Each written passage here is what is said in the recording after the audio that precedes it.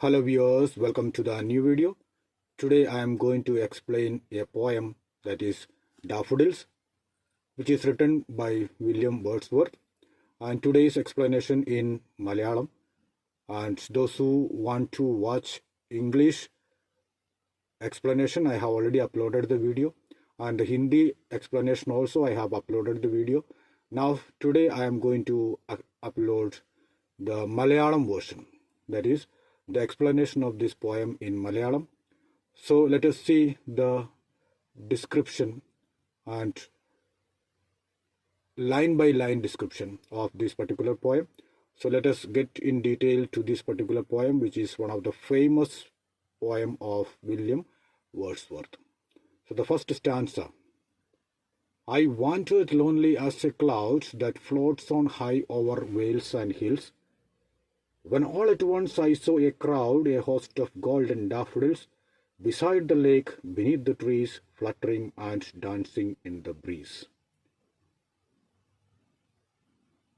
So let us see the definition and the description of this first stanza.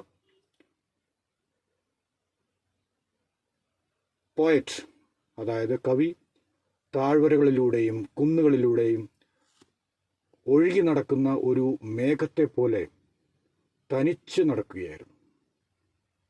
വാണ്ടേർഡ് lonely means ഒറ്റയ്ക്ക് എന്താ ചെയ്യേണ്ടത് എന്നറിയാൻ മേല. ഒരു മേഘം എങ്ങനെ സഞ്ചരിക്കുന്നുവോ, മേഘത്തിനറിയത്തില്ല മേഘം എങ്ങോട്ടാണ് പോകുന്നതെന്ന്. അതുപോലെ തന്നെ കവിയും ഇങ്ങനെ നടന്നു പോയിക്കൊണ്ടിരിക്കുന്നു. എങ്ങോട്ടാണ് പോകുന്നത് എന്ന് കവിക്ക് അറിയത്തില്ല. അങ്ങനെ കവി പോയിക്കൊണ്ടിരിക്കുമ്പോൾ പെട്ടെന്ന് ഒരു തടാകത്തിനരികിലെത്തുന്നു. ആ തടാകത്തിനരികെ കവി എന്താണ് കാണുന്നത്? മരങ്ങൾക്കിടയിൽ കാറ്റിൽ ആടിക്കളിക്കുന്ന സ്വർണ്ണവർണ്ണമുള്ള ഡാഫോഡിൽസ് പൂക്കളുടെ ഒരു വലിയ കൂട്ടത്തെ അദ്ദേഹം അവിടെ കാണുന്നു. അദ്ദേഹം കണ്ട ഈ പൂക്കൾ, ഡാഫോഡിൽസിൻ്റെ ഈ പൂക്കൾ അദ്ദേഹത്തിന് ഒത്തിരി സന്തോഷം നൽകി. ആൻഡ് ഡാഫോഡിൽസ് ഫ്ലവർ എന്താണ് ചെയ്തുകൊണ്ടിരുന്നത്? Fluttering and dancing in the breeze. മന്ദമാരുതൻ കാരണം ആ പൂക്കൾ അവിടെ ഡാൻസ് കളിച്ചുകൊണ്ടിരിക്കുന്നതാണ് കവി അവിടെ കണ്ടത്. അതാണ് ആദ്യത്തെ സ്റ്റാൻസ്, ആദ്യത്തെ 6 ലൈൻ്റെ എക്സ്പ്ലനേഷൻ അതാണ്. Now next 6 lines: continuous as the stars that shine and twinkle on the Milky Way, they stretched in never-ending line along the margin of a bay. 10,000 saw I at a glance, tossing their heads in sprightly dance. So these lines എന്താണ് നമ്മളോട് പറയുന്നത്? പൂക്കൾക്ക് അരികെയുള്ള തടാകത്തിലെ തിരമാലകൾ പോലും നൃത്തം ചെയ്യുന്നുണ്ടായിരുന്നു. ആകാശഗംഗയിലെ നക്ഷത്രങ്ങൾ മിന്നിത്തിളങ്ങുന്നത് പോലെ ആ പൂക്കൾ അനന്തമായി നീണ്ടു നിന്നു. ഒരു ചെറിയ ലൈനല്ല, ഒത്തിരി ഫ്ലവേഴ്സ്, ഡാഫോഡിൽസിൻ്റെ പൂക്കൾ ഒത്തിരി അനന്തമായി നീണ്ടു കിടക്കുന്നതാണ് കവി അവിടെ കണ്ടത്. ഒരു കടലിടുക്കിൻ്റെ തീരത്തുടനീളം അവ നിരനിരയായി നിൽക്കുകയായിരുന്നു. ഒറ്റനോട്ടത്തിൽ കവി നോക്കിയപ്പോൾ ഒറ്റനോട്ടത്തിൽ 10,000-കണക്കിന് പൂക്കൾ തൻ്റെ തല ആട്ടി നൃത്തം ചെയ്യുന്നതായി കവിക്ക് അവിടെ തോന്നി. ഒത്തിരി ഫ്ലവേഴ്സ് ഒന്നിച്ചു കണ്ടു. പക്ഷെ കവി പറയുന്നത് 10,000-കണക്കിന് പൂക്കൾ ഒറ്റ നോട്ടത്തിൽ കവി കണ്ടു എന്നുള്ളതാണ് രണ്ടാമത്തെ സ്റ്റാൻസറിൽ പറയുന്നത്. Now third stanza: the waves beside them danced, but they outdid the sparkling waves in glee. A poet could not but be gay in such a jocund company. I gazed and gazed, but little thought what wealth the show to me had brought. ഇതാണ് മൂന്നാമത്തെ stanza. മൂന്നാമത്തെ stanza പറയുന്നത് എന്താണ്? പൂക്കൾ നിൽക്കുന്നതിൻ്റെ അടുത്ത് ഒരു തടാകവും ഉണ്ടായിരുന്നു. ആ തടാകത്തിൽ എന്താണ്? തിരമാലകൾ നൃത്തം ചെയ്യുന്നത് പോലെ ഉണ്ടായിരുന്നു. തിരമാലകൾ ആഞ്ഞടിക്കുന്ന ഒരു ചെറിയൊരു തടാകമായിരുന്നു. ആ തടാകത്തിൽ തിരമാലകൾ നൃത്തം ചെയ്തുകൊണ്ടിരിക്കുന്നു. അതിൻ്റെ കൂടെ തന്നെ ഡാഫഡിൽസ് ഫ്ലവേഴ്സും, ഡാഫഡിൽസ് പൂക്കളും കൂടെ നൃത്തം ചെയ്യുന്നുണ്ടായിരുന്നു. ഡാഫഡിൽസ് പൂക്കൾ എന്തുകൊണ്ടാണ് നൃത്തം ചെയ്യുന്നത്? കാറ്റ് കാരണം. ചെറിയ കാറ്റുണ്ടായിരുന്നു. ആ കാറ്റിൽ ഡാഫഡിൽസ് പൂക്കൾ ഡാൻസ് കളിച്ചുകൊണ്ടിരിക്കുന്നു. രണ്ടുപേരും ഡാൻസ് കളിക്കുന്നു. തടാകത്തിലെ വെള്ളവും തിരമാലയും ഡാൻസ് കളിക്കുന്നു, ഡാഫഡിൽസും ഡാൻസ് കളിക്കുന്നു.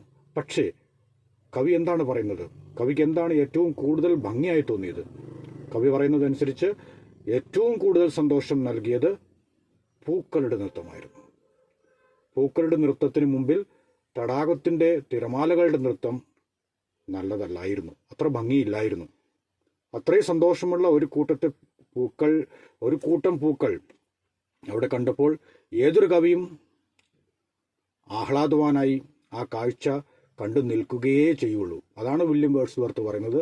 ഞാനും എനിക്കറിയാൻ മേല എന്താണ് ചെയ്യേണ്ടതെന്ന്, പക്ഷേ ഞാൻ അത് നോക്കി അവിടെ നിന്നു. I gazed and gazed. ആ ഫ്ലവേഴ്സ് തന്നെ ഞാൻ നോക്കി കുറേ നേരം അവിടെ നിന്നു. പക്ഷേ അത് അന്ന് എനിക്ക് മനസ്സിലായില്ല. ഈ കാഴ്ച, ഈ പൂക്കളുടെ ഈ കാഴ്ച എനിക്ക് വലിയൊരു സമ്പാദ്യമാണ് നൽകുവാൻ പോകുന്നതെന്ന് അന്ന് എനിക്കറിയത്തില്ലായിരുന്നു. സമ്പാദ്യം എന്നുദ്ദേശിച്ചത് ഇത് എനിക്കൊരു വലിയൊരു മനോഹരമായ ഓർമ്മകളാണ് എനിക്ക് തരാൻ പോകുന്നത് എന്ന് അന്ന് എനിക്ക് മനസ്സിലായില്ല. പക്ഷേ അന്ന് അപ്പോൾ ചിന്തിച്ചില്ല. പക്ഷെ പിന്നീട് അദ്ദേഹം ഈ ഫ്ലവറിനെ പറ്റി ഒത്തിരി ചിന്തിച്ചുകൊണ്ടിരുന്നു. ഈ ഫ്ലവറിൻ്റെ കാഴ്ച പിന്നീട് കവിക്ക് ഒത്തിരി ആഹ്ലാദം പ്രദാനം ചെയ്തു എന്നാണ് കവി ഇവിടെ പറയുന്നത്. Now, next stanza. For oft, when on my couch I lie in vacant or in pensive mood, they flash upon that inward eye which is the bliss of solitude, and then my heart with pleasure fills and dances with the daffodils. So, what does this stanza tell us?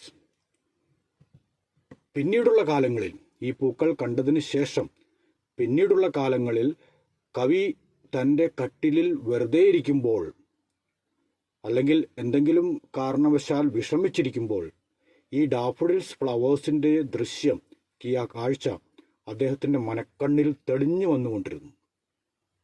ഏകാന്തതയിലും ലഭിക്കുന്ന ഏറ്റവും വലിയൊരു സന്തോഷമാണത്.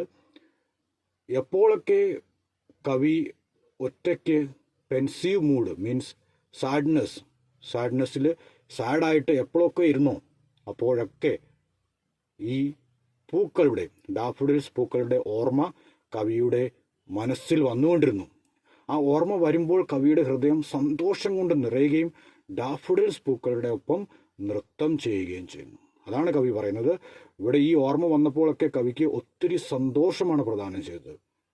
പൂക്കളുടെ വിചാരം എപ്പോഴൊക്കെ sad situation അപ്പോഴൊക്കെ കവിയുടെ മനസ്സിൽ ഈ ഡാഫഡിൽസ് ഫ്ലവേഴ്സിൻ്റെ ഒരു കാഴ്ച കവിയുടെ മനസ്സിൽ വന്നു.